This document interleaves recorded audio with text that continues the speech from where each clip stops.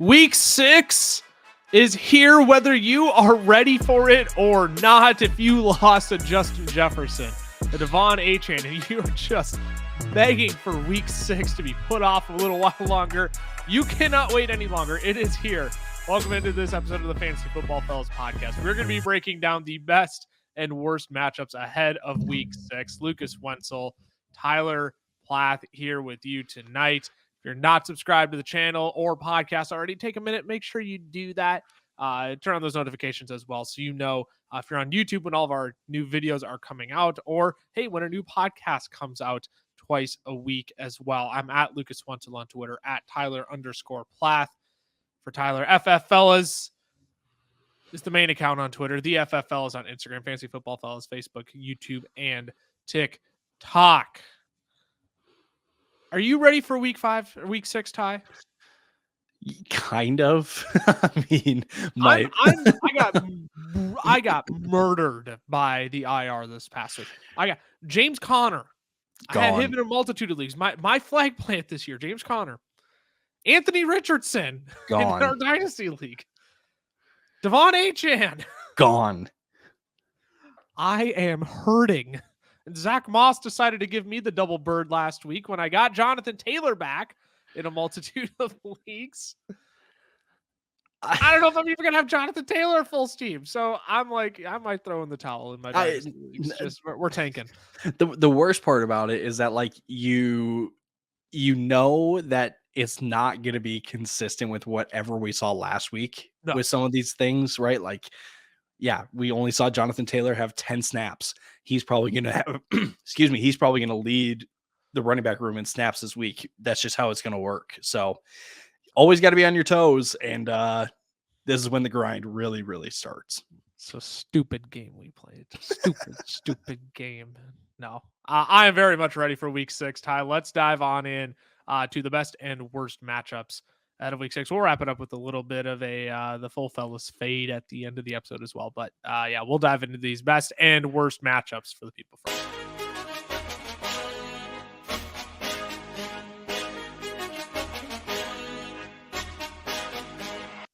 So as always, we are going to bring you the best running back matchups, the best wide receiver matchups, a little bit of a quarterback or tight end streamer of the week. We'll dive into the worst matchups at running backs and wide receivers. And we'll wrap it out with a little bit of fellas pick 'em. So Ty, I'll have you kick us off here. What is your favorite running back matchup of the week? Oh, we're back on this train again, but it makes me happy whenever we talk about this. We're talking about the Bills running backs against the Giants, okay? And the Bills running backs. God bless Timothy Cook. I was gonna say, if you've watched, listened to any of these matchup preview episodes, you know just how much we love this Bills backfield, especially when it comes to James Jimothy Cook. I'm still upset I didn't make him a flag plant. I'm still so upset I didn't express my love for him more. I was slightly ashamed to have him as my running back 24, and now I feel like an idiot for not being in on James Cook. Anyway, sorry, I'm chiming into your bit. we all expressed some sort of remorse that we missed this one when we are all kind of like, yeah, he's going to do really well this year. He's going to be really good this year. But anyway, back to Week 6 against the Giants. The Giants are allowing the 6th most fantasy points on average to running backs, including 7 rushing touchdowns, which is the second most in the league. And they're allowing 5.3 yards per carry in the process. Take that kind of leaky run defense, match it up against an efficient running back like James Cook, who's averaging 4.8 yards per carry. It's fireworks. It's just straight up fireworks. So the other thing we need to discuss about this matchup, as of Wednesday, the Giants did not have Daniel Jones, Darren Waller, Andrew Thomas, John Michael Schmitz, 2 very important pieces on their offensive line, and Wan'Dale Robinson not participating in practice. We are still very early in the process, but if all of those pieces don't play, there's a chance that the Bills win by like 40. That means it's more rushing opportunities for James Cook. And the Bills are going to have a sour taste in their mouth after last week's game in London, where they probably should have won. Yeah. But they didn't. And now they play in front of Bills Mafia. Oh, I might just faint. This is a smash matchup for James Cook. Don't overthink it. Don't think twice. Lock him into your lineup this week. Couldn't agree more. I almost, for our full fellas fade at the end, I almost put James Cook's rushing yards as my pick of the week, but I elected to go a different route. We'll touch on it when we get there. But yeah, I love this matchup for James Cook, man. If there's 3 or 4 matchups you want to expose this year for running backs, it is the Denver Broncos, the Carolina Panthers, and the New York Giants.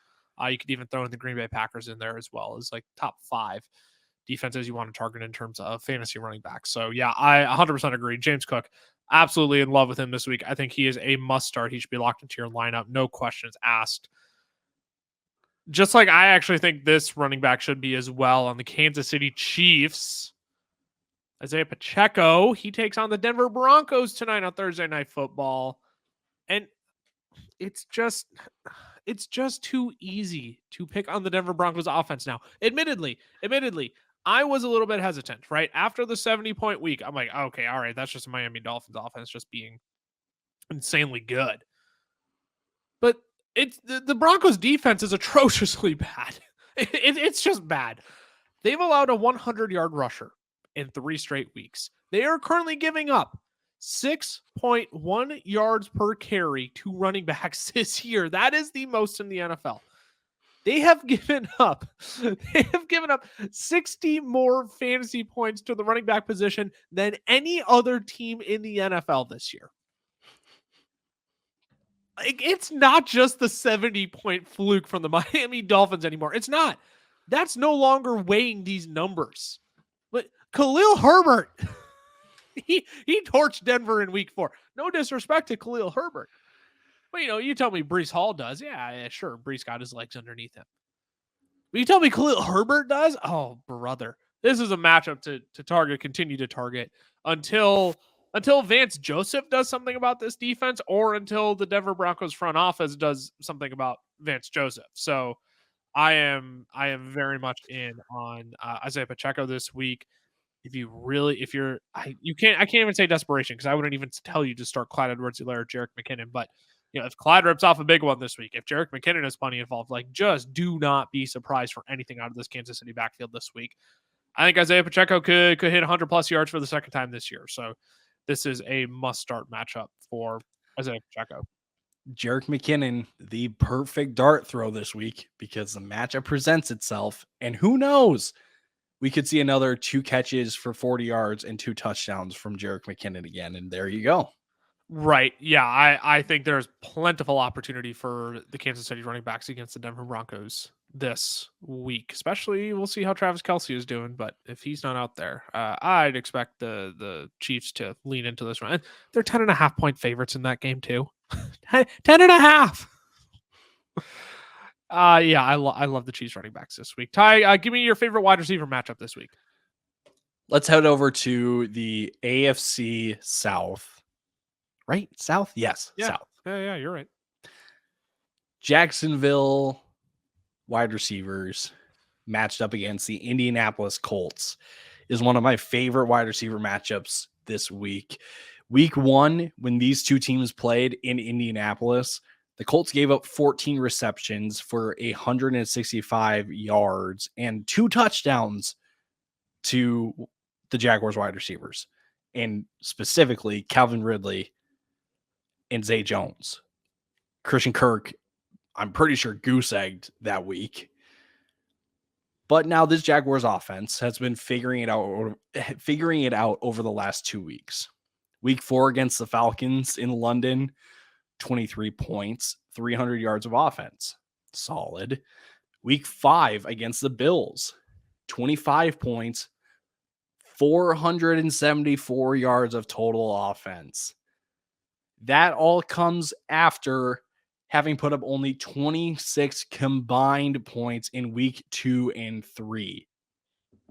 This Jaguars offense is figuring out as we speak. Christian Kirk maintained volume last week with Zay Jones in the offense, and Zay Jones still found the end zone. And Calvin Ridley still had a decent game himself. Travis Etienne had 26 carries, 25 carries, something like that. Plentiful 100 amount, yeah. plentiful. This Jaguars offense is getting better by the week. It's kind of getting to a point where we expected this Jaguars offense to be at the beginning of the season. Sure, call it malpractice, so we expected that right away, but they're here now. Like, this Jaguars team is very, very good on offense. Division matchup, sure, you could say it's going to be a little more run heavy, but if we learn anything from the first time these teams played, the Jaguars are going to use their receivers. So yes, you're firing up Calvin Ridley, duh. You're firing up Christian Kirk. You're firing up Zay Jones.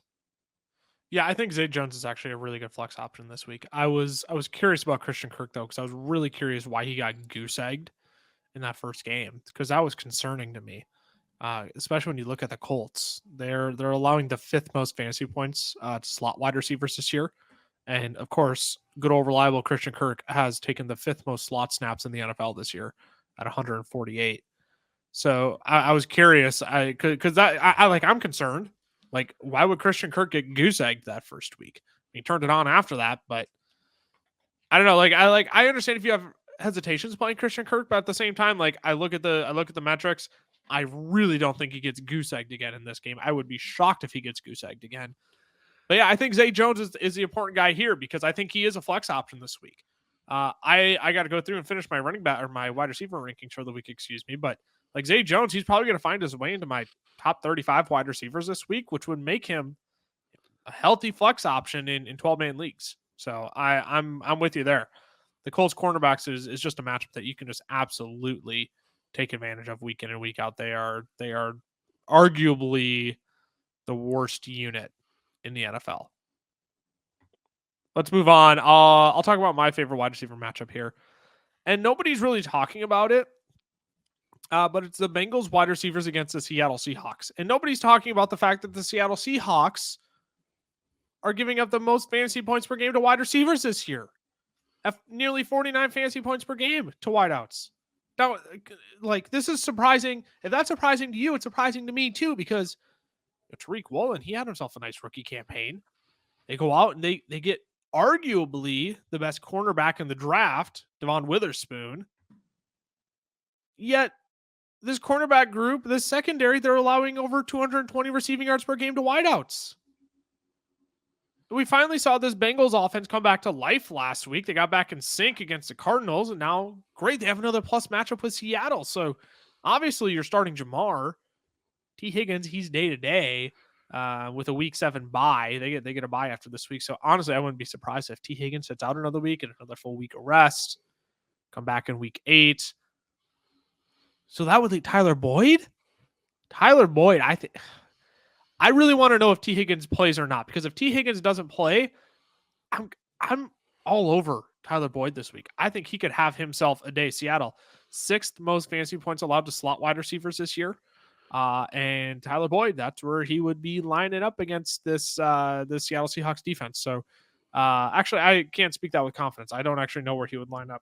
If he would line up on the outside like T. Higgins would be. I'm pulling up his snap counts real quick, but I'd be very interested in Tyler Boyd as a flex option this week if T. Higgins doesn't play. Tyler Boyd, he does play. 162 snaps from the slot. That is the 3rd most in the NFL this year. So I would be looking to get Tyler Boyd in your lineup if T. Higgins is out. But yeah, I love the Bengals wide receivers against the Seahawks this week. This is actually a plus matchup, despite what people want to say. I think a lot of people just really love Tariq Woolen, and everybody was high on Devon Witherspoon at draft time. But yeah, this secondary unit is not cutting it for Seattle this year. So if the Bengals are indeed back, if they are back in sync, this is a matchup that they could absolutely exploit and dominate this week. So Cam and I touched on this when we talked about Cincinnati in the Week 5 takeaways, because specifically Joe Burrow, looked more like the Joe Burrow that we're used to than previous weeks. And I couldn't put a finger necessarily on what exactly made the difference in the matchup against Arizona versus all the other weeks. And it very well could have been just a matchup against Arizona. But the other thing I found out after doing some research, Joe Burrow does much better when he's kept clean versus under pressure. Duh. All quarterbacks are like that. But with his injury, right, in the narrative that like, oh, he can't throw because of his injury. No, he can. But the issue is it's affecting his ability to throw in the face of pressure, because when he was kept clean and on at least 80% of his dropbacks in games, he did decent in terms of fantasy points, which was week 2 and week 5. But then all the other 3 games, he was kept clean on an average of 65% of his dropbacks, and his completion percentage dropped to 55% in those games. So it really comes down to, does Seattle generate enough pressure? And as I'm doing this, of a possible, what I will call 132, just based on Seattle's I shouldn't say number 1, but the most pass rush snaps by one Seahawks player has been 132. Total pressures what's the word I'm looking for? 12 by that one player. 12. Take 12 divided by 132. What do you get? Barely 9%. 11. Like barely 9% of a pressure conversion rate of all pass rushing snaps. So Seattle doesn't, in my opinion, doesn't get enough pressure on the quarterback. And I know that they just made Daniel Jones look an absolute fool, and they just racked up a ton of sacks. Because the Giants' offensive line is putrid. That's because worse of than the Bengals. Exactly. So I'm expecting Joe Burrow to have another solid game this week, because I don't think they're going to be able to get home enough on Joe Burrow to really disrupt him. That means Tyler Boyd has some value. It means T. Higgins could have a great game, and it's Jamar Chase. We don't really need to talk about Jamar Chase. Yep. No, 100% agree. I think all of them are viable options this week. Obviously, you're firing up T. Higgins and Jamar Chase. I'm less enticed on Tyler Boyd, just from a volume perspective, if T. Higgins suits up. But if T. Higgins doesn't suit up, I'm all over Tyler Boyd this week. I think he could have top 24 upside this week without T. Higgins.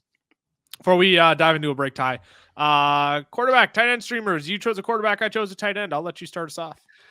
Going to start with the quarterback, Matthew Stafford, against the Arizona Cardinals. The Cardinals are giving up the 4th most points to quarterbacks per game, and the 2nd most passing yards over the last 2 weeks. And now the Rams, with Cooper Kupp back in the fold with Puka Nacua, there's really no reason why Matt Stafford can't have a solid game against the Cardinals. And he's not going to necessarily give you the 24, 25 point week that you want from a quarterback. But if he gives you 16, 17, 18, that is serviceable. That is solid. That is good enough. So Matt Stafford, and I was looking at this too. There are not many streaming options this week for quarterbacks. Not a ton.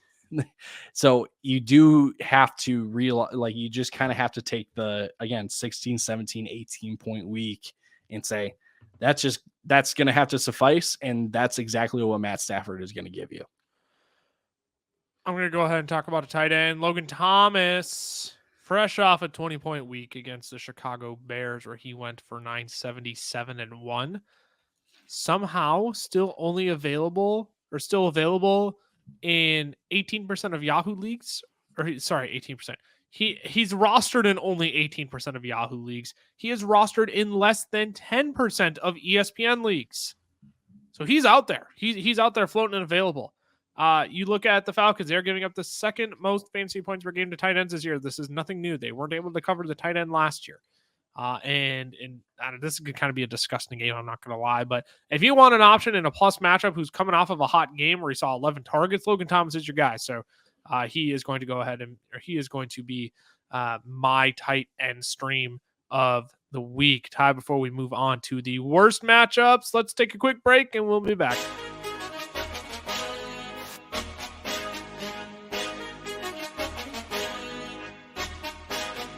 Today's podcast episode is brought to you by our friends over at Underdog Fantasy. Now, we love Underdog. It is the easiest place to play best ball formats, and they even have their own form of player props called Pick Em. You can make up to 20 times your money on a single night by correlating props together. 2 picks will triple your money, 3 will 6 times it, 4 will 10 times it, and 5 plays that all hit will multiply your entry by 20. You can even place insurance on your picks too, so if only 4 of your 5 props hit, you still get 10 times your entry. And if you use our code FELLAS when signing up, Underdog is going to double your first deposit up to $100.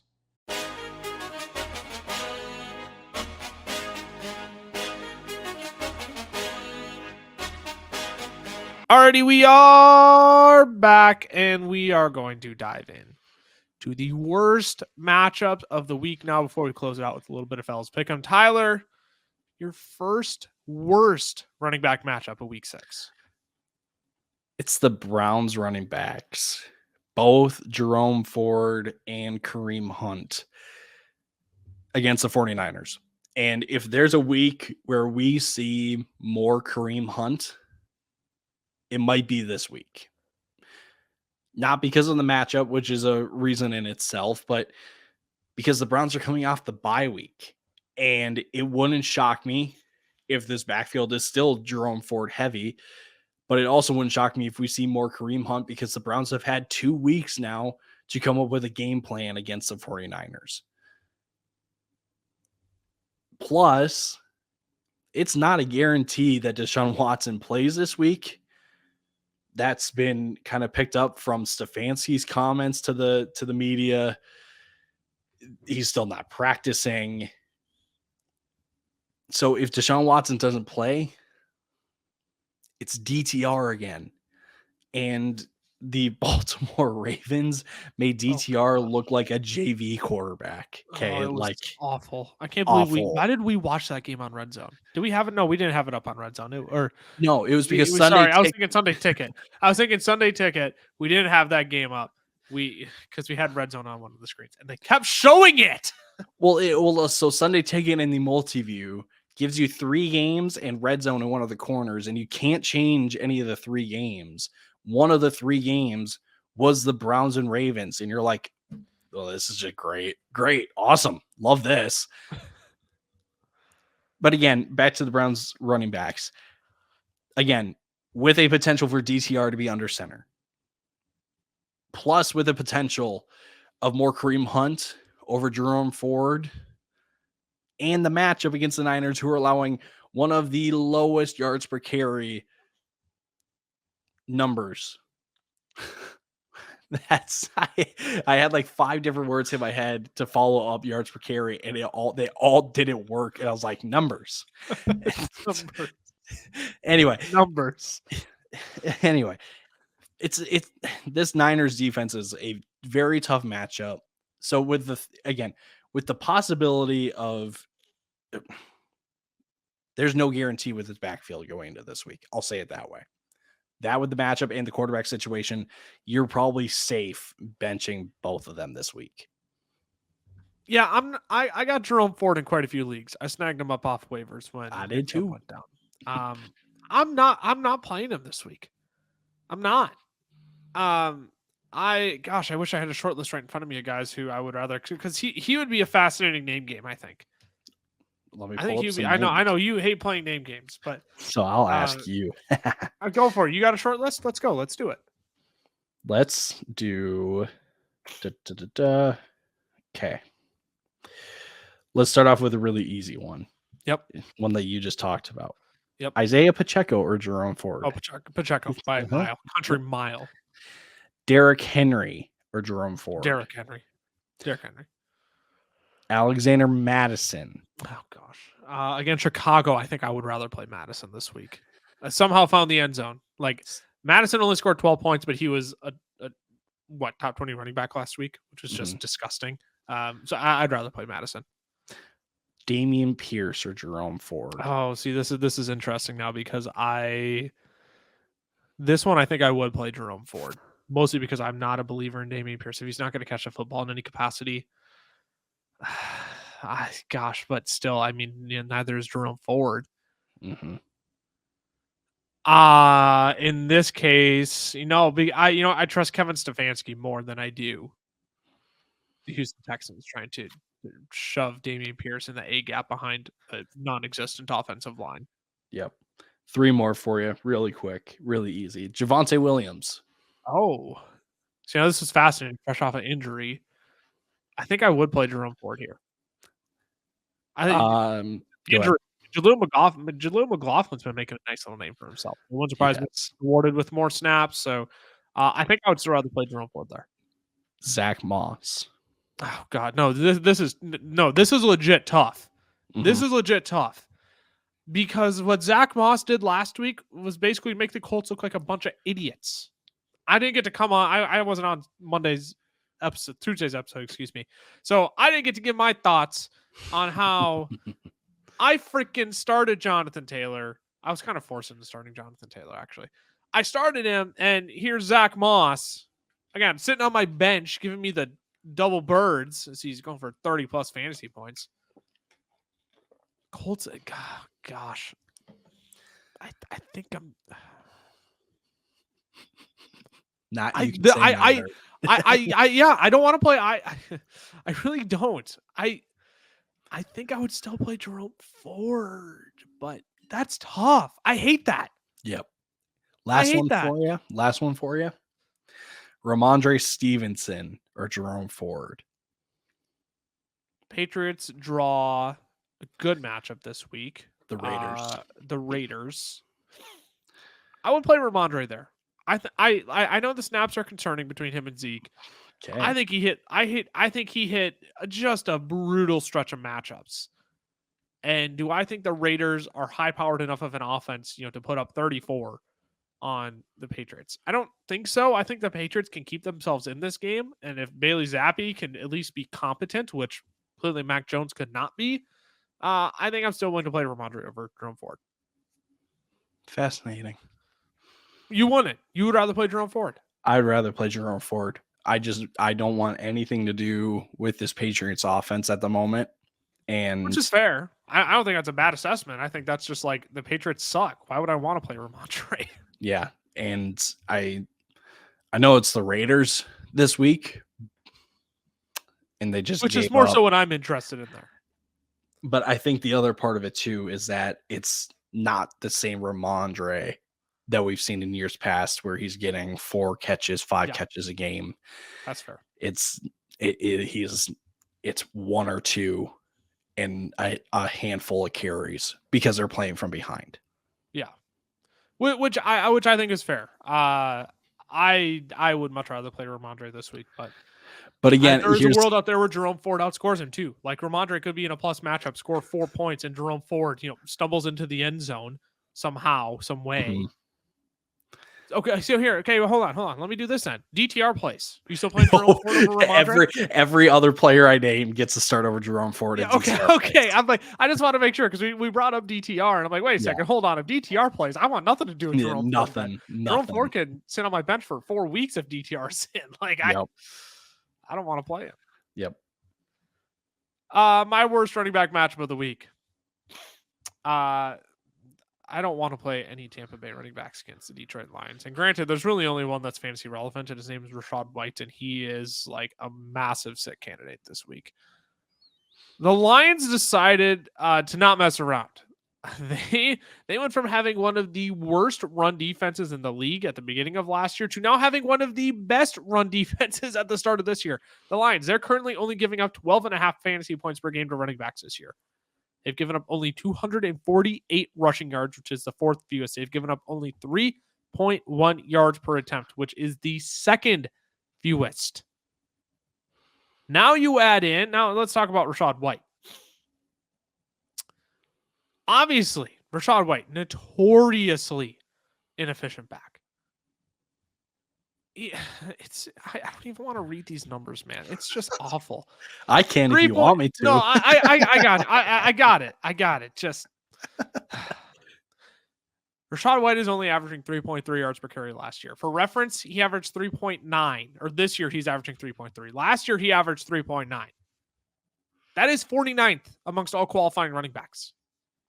He is averaging only 3.8 yards per touch. That is 40th amongst all qualifying running backs. He is scoring only 0.61 fantasy points per opportunity. That is 51st amongst all qualifying running backs. He has 0 breakaway runs. He is 120th of all qualifying running backs in expected points added this year. Finish him. Can it's bad. And this is just like the perfect storm, the perfect mix for Rachaad White to just disappoint the crap out of you this week. Now, could I look stupid and he catches a 20-yard touchdown and gives you, again, 13 points on the week and he's like a top 20 running back? Sure, but like, let's be honest, I'd feel a lot better having him on my bench this week if I have other options I can play in better matchups. Like, that is the sound process. That is the right thing to do in this matchup, because the Detroit Lions have turned into one of the best run defenses in the NFL, and they're playing against one of the worst running backs in terms of efficiency in the NFL this week. The sound process is to not play Rachaad White if you can afford to, and I would be looking to do so this week. I don't care if he gets elite running back usage. Is it elite though? Compared to other running backs getting this type of usage, kind of, I guess. It's not. What is this kind of usage though? I mean, sure, you're looking at snap share. He's 7th in snap share. Tampa Bay, they run the 8th most run plays per game. He only has 13 targets this year, which is 24th amongst running backs. Sure, he's top 10 in weighted opportunities. Red zone touches, he's 6th. Rushing out. He's running a crap ton of routes. Yeah. Rushing it. Routes. So let's take routes and rushing attempts per game. Sure. It doesn't matter when you're only putting up like 3 yards of carry, 3 yards of touch. It doesn't matter. It doesn't turn to fantasy points. And so you could debate like, oh, he's a buy low guy then. Okay, sure. But in terms of I don't know what upside he gives me then, though. If he can't get it done on the ground, he's just a pure pass catching back. And he's not getting enough of that. Who would have thought that Baker Mayfield captain checked down himself from last year? Wouldn't be looking at his running backs. Who would have thought? Yeah. It's disappointing, but I would be looking to play someone else other than Rachaad White this week if you can afford to. Let's move on to wide receivers. Ty, your least favorite wide receiver matchup of week 6. It's the Commanders wide receivers versus the Falcons. And the Falcons pass defense is kind of flying under the radar at the moment, in my opinion. Like, I don't think it gets talked about enough about how good they are against the pass. They're allowing the 5th fewest fantasy points to wide receivers on average. They do not give a ton of fantasy points away. They're also allowing the 6th fewest receptions, 4th fewest receiving yards to wide receivers. Okay. And you take a look at, if you're like, well, there's got to be one Commanders receiver to play, and it's probably Terry McLaurin. Well, Terry's only averaging just over 11 fantasy points per game. So sure, flex, sure, probably, because you still know it's Terry McLaurin.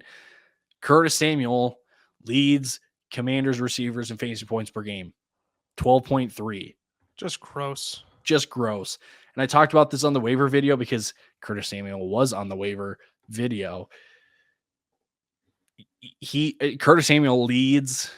He either leads or he's behind Terry McLaurin by like 1% in targets per route run, which is cool. You're like, oh, that sounds great.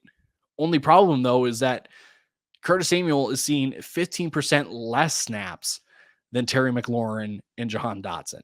So there's opportunity where we may not see a whole lot of Curtis Samuel. There's opportunity that, who knows? It may be a Jahan Dotson game. It may be a Terry McLaurin game. You just don't know. So I don't, as much, he's a stat, or he's not a stash. He's a roster guy to keep on the bench. Right. You can't predict a successful week for Curtis Samuel at this point. And Jahan Dotson himself is averaging 7.5 fantasy points per game, which hurts our soul. I'm so upset. And I blame it all on Eric Bieniemy. It I makes do too. zero sense. I do too. I don't understand it. It's not even a Sam Howell incompetence thing when he throws for 366 passing yards against the Chicago Bears. And Curtis Samuel is the freaking leading wide. I just want to rip my brains out because of it. Oh my gosh. Jahan Dotson's too talented of a player to be wasted like this. Here's why I would argue against starting Terry McLaurin this week. You look at his first at 5 games this year. Only one game has Terry McLaurin put up more than 6 catches and 6 targets. He's turned one of those weeks, the week against Philly, where he had 8 catches, 10 targets, and 86 yards, into a top 10 finish. The other productive week he's had was week 2 against Denver, where he had a touchdown, but only had 5 catches for 54 yards. They spread the ball around in this Washington offense. Yeah. You cannot we're 5 weeks into the season. You cannot predict which Commanders receiver is going to have a good week. So because of that, with the matchup, I'd argue against starting any Commanders receiver. Yeah, I mean, Curtis. I know Curtis Samuel's been hot. He's going to be a hot waiver wire commodity this week. Has been a hot waiver wire commodity this week, but I don't think you can throw him into your lineup yet. Yeah, Jahan Dotson, he's not sniffing any of my lineups this week. And yeah, Terry McLaurin, depends what other options you have. Maybe he needs to find your lineup, but I'd rather look for a more trustworthy guy if I can, because like you said, with the matchup, the inconsistency, how Eric Bieniemy has just been like demolishing the relevance of this, the fantasy relevance of these wide receivers is unfortunate. Can I get a little bold? Can I get a little hot takey here? I mean, you can always get bold and hot takey here. Of course you can. I think Zay Jones is a better start than Terry McLaurin this week. That is a little hot takey. I don't mind that. I'll have to see where they both fall in my rankings. I do think Terry McLaurin is going to be much closer to wide receiver 30 than wide receiver 15 this week. But I think there's a possibility for that. Zay Jones finds the end zone. Yeah, you could easily outscore Terry McLaurin this week. I don't hate that. I don't hate that hot take there. And what's crazy about that matchup too is that you think the Falcons are an easy matchup for wide receivers too. You're just like, bad team, bad defense, good matchup for wide receivers. That's like kind of the theme of my least favorite matchup this week too. I'm not excited for the Saints wide receivers against the Houston Texans because we always think, man, the Texans, what a great matchup. Their defense is so bad, and then that's never the case. Because on the season, they're allowing only 25.5 fantasy points per game to wide receivers. That is the 4th fewest. 617 receiving yards allowed to wideouts. That is the 5th fewest. Only one wide receiver has caught a touchdown this year against the Houston Texans defense. And now you boil that all together with the fact that this Saints passing attack has just been ugly. It's been really bad. The passing attack, at least. I know they demolished the Patriots last week, but that wasn't by Derek Carr. Derek Carr has thrown for less than 200 yards over the last 2 weeks after his AC joint sprain. Obviously, it would technically be 3 straight weeks, but he left the Green Bay game, so we're not going to count that against him. But Carr's not fully with it. I think you kind of just have to start Chris Olave. Do you though? You probably still have to, but you just can't expect anything great from it. Sure. I'm not looking to start Michael Thomas this week. But I am looking to start Alvin Kamara because I think it's a plus matchup there. And if Derek Carr is going to throw to anybody, it's going to be Alvin Kamara because he can't push the ball downfield. So my theory here is that, sure, you can say it's a good matchup, but it really isn't. I'm going to go ahead and sit pretty much all my Saints players that aren't named Chris Olave and Alvin Kamara. But this matchup for wide receivers is not that great. And that's what we learned last year. The Texans, you can just run on them. So nobody's going to throw the football against them. And I think we're picking up on that theme again this year too. I'd be looking to avoid playing a Michael Thomas or any other Saints wide receiver this week, even as a Rashid Shaheed. I wouldn't be playing him as a break the glass flex option in deeper leagues. And I love me some Rashid Shaheed, man. I sneaky talented guy. All right, those are our best and worst matchups of the week. Ty, one more segment before we bring it home. Let's get into it.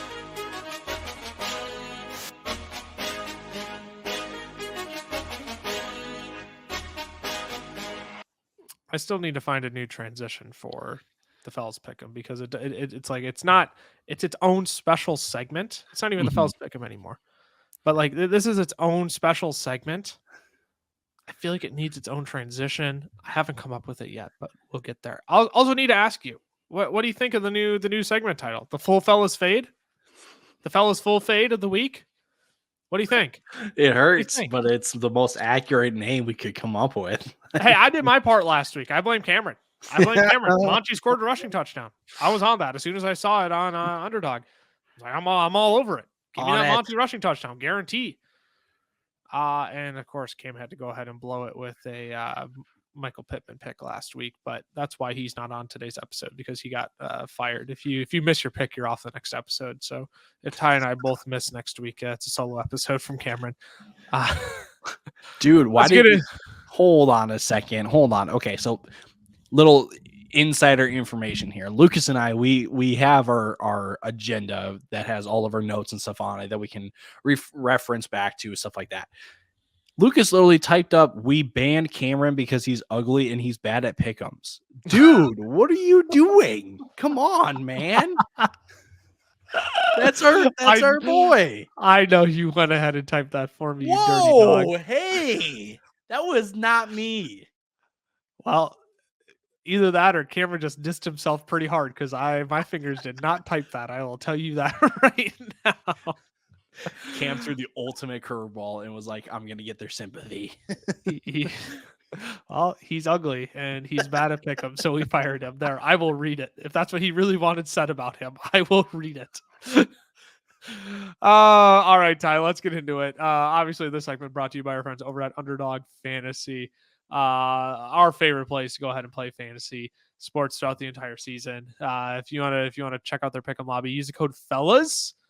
They're going to give you a deposit match up to $100. And for Thursday Night Football, they're going to give you a Patrick Mahomes free square of half a total yards. So if you have not yet checked out Underdog Fantasy, make sure you do that. Sign up with the code FELLAS.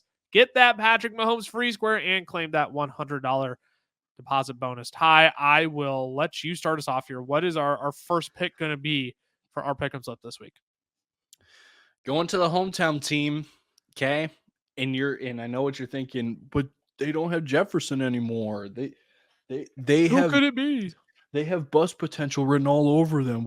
How good could it possibly be? It can be pretty good when an underdog line went up and then got taken down a couple hours after they posted it because they realized how much of a freebie it was. KJ Osborne, higher than 39.5 receiving yards. And I grabbed it, got it before they took it down. And why do I think KJ Osborne goes higher than 39.5 receiving yards? Well, there's no Jefferson. So they got to find the ball. They got to get the ball to somebody.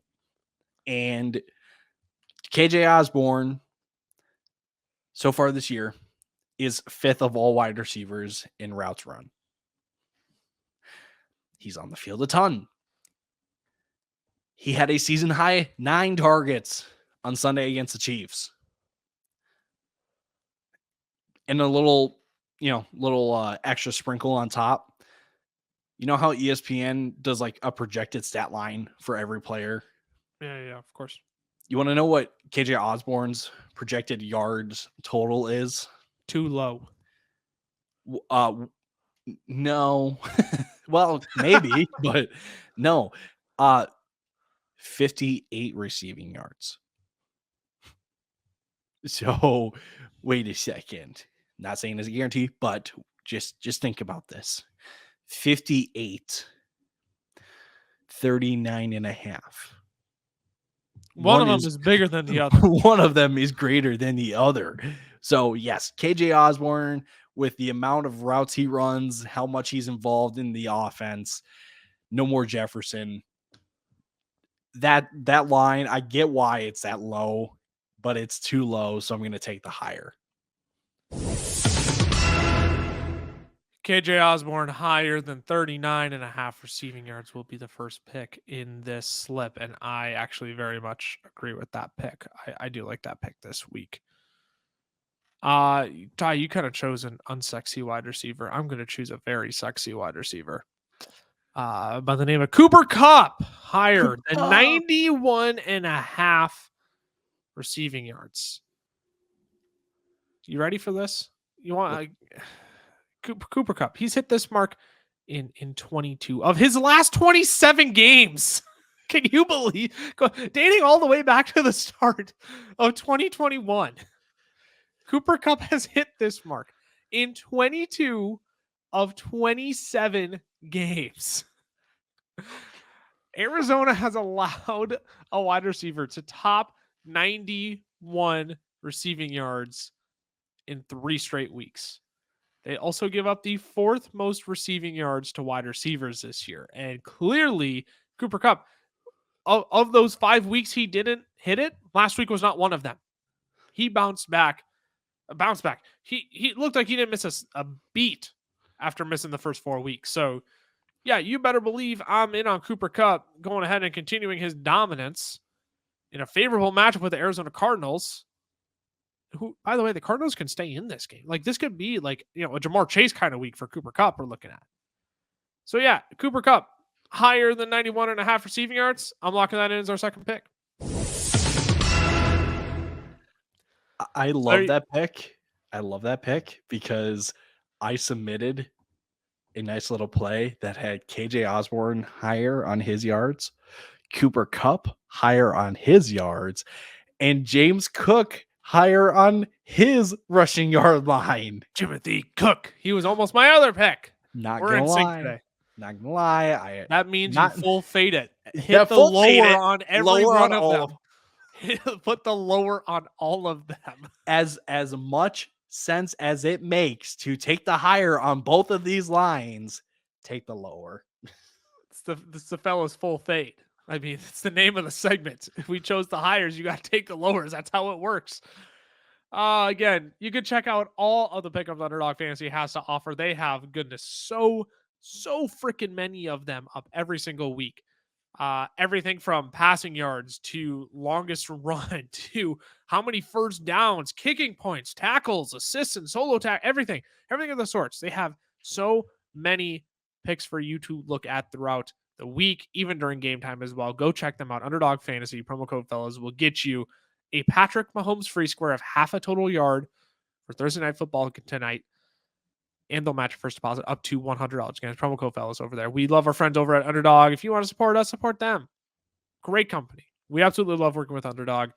Again, promo code fellas. Go check them out. $100 deposit bonus, Patrick Mahomes free square. Ty, anything you want to add before we wrap up? Keep fighting the good fight. Keep fighting the good fight. We'll be back next week with another podcast episode, but we'll be back tomorrow. Must starts of the week. Waivers on Monday. Then we'll be back on Tuesday with all of our reactions from week 6. YouTube shorts, TikToks, 60-second videos on Facebook, Instagram every single day. Make sure you subscribe, turn on those notifications so you don't miss a beat, so you don't miss when a new episode comes out, so you stay up to date on all of the content we are bringing you. It's so much. I am baffled how many people don't subscribe right away just to at least have the content in front. I don't care what you do with the content, but it's fantasy research we're doing for you. You don't have to do it. You just have to watch the videos. So again, make sure you subscribe, turn on those notifications so you don't miss any of the videos. If you're listening to the audio podcast, hey, we really do appreciate you. Make sure you subscribe and turn on notifications over there as well. If you wouldn't mind leaving us a nice little review, helps boost us up the charts a little bit. So we're greatly appreciative of all of you who have been supporting us over there from the beginning. What are you giggling at? You were going through the audio only crowd and I saluted the camera and I was like, they're not going to see that. Why did I do that? Got him. That was for you, YouTube. Audio podcast. Salute. So yeah, I'll have to vocalize the salute. There you go. There you go. I'm at Lucas Wentzel on Twitter. Tyler_Pop. Tyler FF Fellas for the main account. DFFLs on Instagram. Fantasy Football Fellas. Facebook, YouTube, TikTok. We will be back next week. Until then, take care. Stay safe. Be healthy. We'll see you then. Deuces. Deuces.